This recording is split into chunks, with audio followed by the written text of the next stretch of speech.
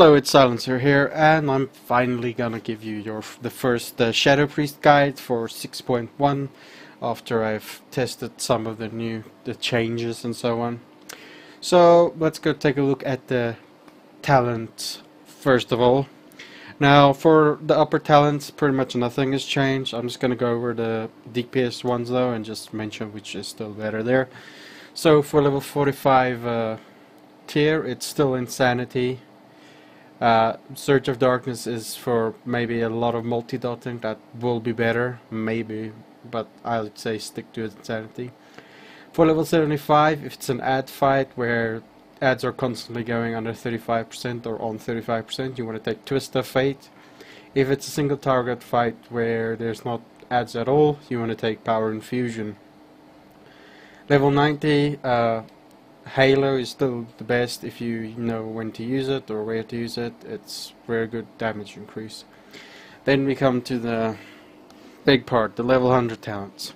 Now I can for sure say with Clarity of Power and Auspicious Spirits that you do not need the 2 set or the 4 set to make it good.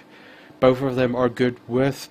I don't have the 2 sets, so I'm gonna just assume they're gonna obviously be better with the 4 or 2 set, but they're also good to use without it.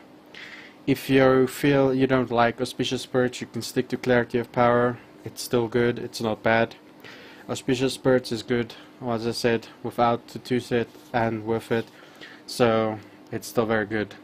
Void Entropy is really not good at the moment, especially not without the 2 set stuff. I have to test it with if I get the 2 or 4 set to see if it gets any better.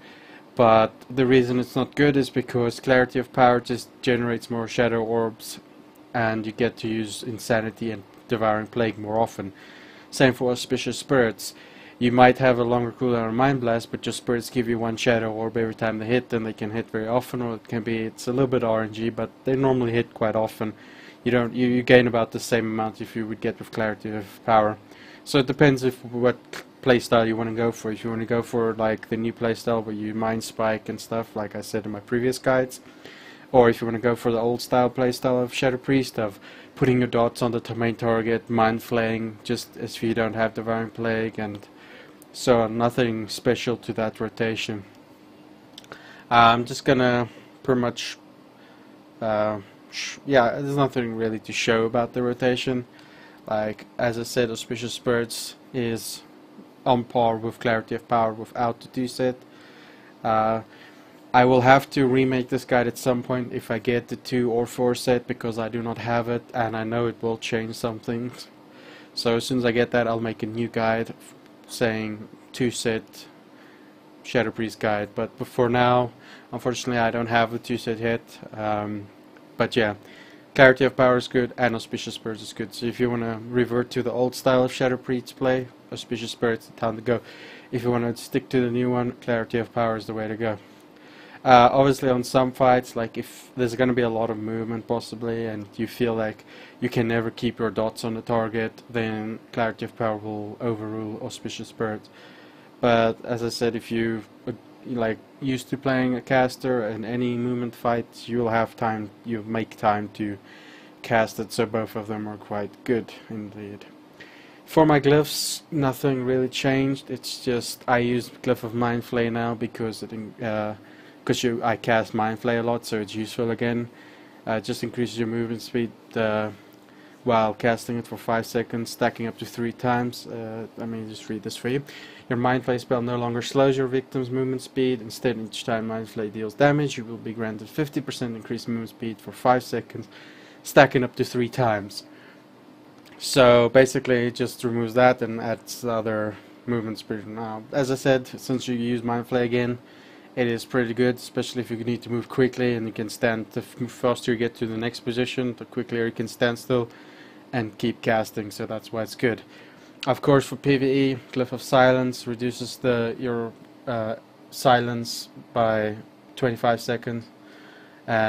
It's very good, obviously, because you have to sometimes interrupt more often in PvE than PvP, so very good for it. And then just Glyph of Fade, that's damage reduction cooldown. You could use Dispersion as well, yeah, doesn't really, like, glyphs doesn't really matter that much. The only one I would say you must have is probably Glyph of Silence to interrupt. But if you're not interrupt that much, you can actually drop that as well for anything else.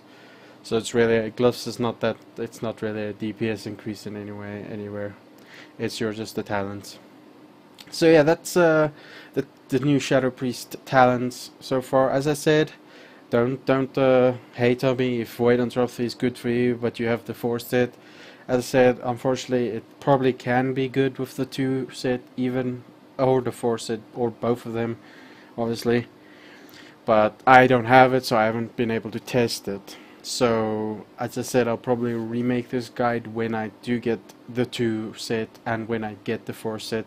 I might wait till I have the 4 set so I don't have to make another 2 guides. So I do one with the 4 set complete and show you guys, or tell you guys what is best. But yeah, as I said, Auspicious Spirits, I'm using it currently. I'm really liking the old playstyle. I mean, you can also use Clarity of Power. As I said, both of them are good. So yeah, that's pretty much the update for 6.1 Shadow Priest. If you like this, please remember to like and subscribe, and you can also follow me on Twitter for more updates.